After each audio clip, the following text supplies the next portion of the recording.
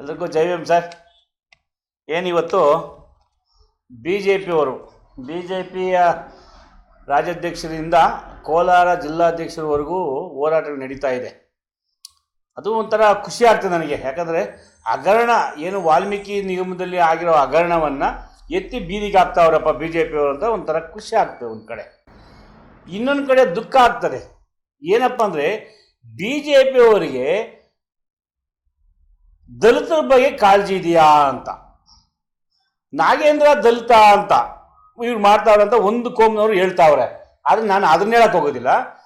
B J ಪಿಯವ್ರಿಗೆ ಏನಾದರೂ ಗೌರವ ಇದ್ದರೆ, ದಲಿತರ ಬಗ್ಗೆ ಕಾಳಜಿ ಇದ್ದರೆ ಇವ್ರು ಮಾಡಬೇಕಾಗಿರೋ ಕೆಲಸ 108. ನಾನು ಸುಮಾರು 2013ರಿಂದ ಇಲ್ಲಿ ಕೋಲಾರ ಶಾಸಕ, ಹಿಂದೆ ಮುಳಬಾಗಿಲು ಶಾಸಕರಾದಂಥ ಕೊತ್ತೂರು ಮಂಜುನಾಥ್ ವಿರುದ್ಧವಾಗಿ ನಾನು ಹೋರಾಟ ಮಾಡ್ಕೊಂಡು ಬರ್ತಾನೇ ಇದ್ದೀವಿ. ನಾವೆಲ್ಲ ಸೇರಿ, ಏನು ದಲಿತ ಪರ ಸಂಘಟನೆಗಳೆಲ್ಲ ಸೇರಿ ಹೋರಾಟ ಮಾಡ್ಕೊಂಡು ಬರ್ತಾನೆ ಇದ್ದೀವಿ. ಆ ಪ್ರಕರಣವನ್ನು ಮಾನ್ಯ ಉಚ್ಚ ನ್ಯಾಯಾಲಯವರೆಗೂ ಹೋಗಿ ವಜಾಗಿ ಬಂದಿರೋ ಕೇಸನ್ನು ಸೆಷನ್ನಲ್ಲಿ ಮಾತಾಡಿ ಅಂತ ಬಿ ಜೆ ಪಿ ನಾಯಕರಿಗೆ ಏನಾದರೂ ಆತ್ಮಗೌರವ ಇದ್ದರೆ,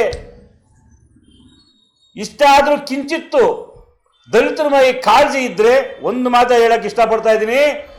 ಅಶೋಕ್ ಅವರು ವಿರೋಧ ಪಕ್ಷ ನಾಯಕರು, ರವಿಕುಮಾರ್ MLC ಮತ್ತು ಇವರು ಯಾರು ನಮ್ಮ ಛಲವಾದಿ ನಾರಾಯಣಸ್ವಾಮಿ ಅವರು ಎಲ್ಲರೂ ಕೂಡ ನಾನು ಪಿಟಿಷನ್ ಕೊಟ್ಬಿಟ್ಟು ಸೆಷನ್ನಲ್ಲಿ ಮಾತಾಡ್ರಿ, ದಲಿತರಿಗೆ ಅನ್ಯಾಯ ಆಗಿದೆ, ದಲಿತರು ಮೀಸಲಾತಿ ಕದ್ದಿದ್ದಾರೆ ಮನುಷ್ಯ ಕೊತ್ತೂರು ಮಂಜುನಾಥ್ ಅವರು, ಅದ್ರ ಬಗ್ಗೆ ಮಾತಾಡಿದರೆ ಇಲ್ಲಿ ಕೋಲಾರ ಜಿಲ್ಲೆಯಲ್ಲಿ ಇವರು ಯಾರವರು ಓಂ ಶಕ್ತಿ ಚಲಪತಿ ಜಿಲ್ಲಾಧ್ಯಕ್ಷರು ಕೊಟ್ಟಿದ್ದೀನಿ, ಮೆಮೊರಾಂಡಮ್ ಕೊಟ್ಟಿದ್ದೀನಿ.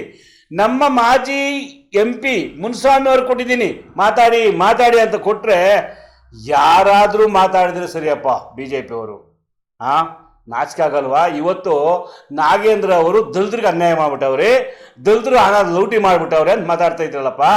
ದಲಿತರ ಮೀಸಲಾತಿ ಕದ್ದಂಥ ವ್ಯಕ್ತಿನ ಯಾಕೆ ನೀವು ಹೋರಾಟ ಮಾಡಲಿಲ್ಲ? ಓಂ ಶಕ್ತಿ ಚಲಪತಿ ಅವರೇ, ನಿಮ್ಗೆ ಏನು ಹೇಳಿದ್ರಿ? ಮಾಡೋಣ ಅಂತ ಸುಸ್ತಾದ್ರಿ.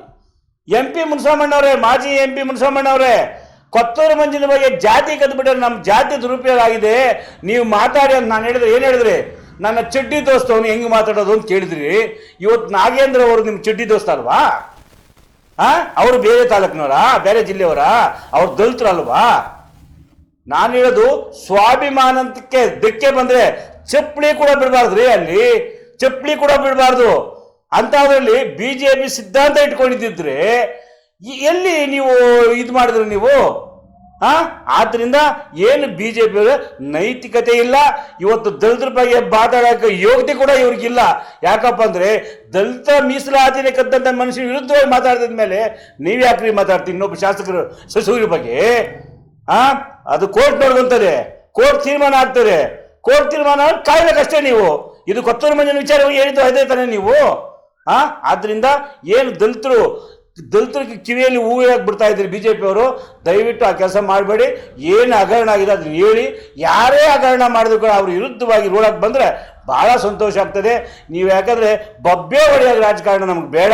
ವಿರೋಧ ಪಕ್ಷ ನಾಯಕರಿದ್ದಾಗ ಏನು ಮಾಡಬೇಕು, ಆಡಳಿತ ಪಕ್ಷ ನಾಯಕರಿದ್ದಾಗ ಏನು ಮಾಡಬೇಕಂತ ಫಸ್ಟ್ BJP ಅವರು ತಿಳ್ಕೋಬೇಕು.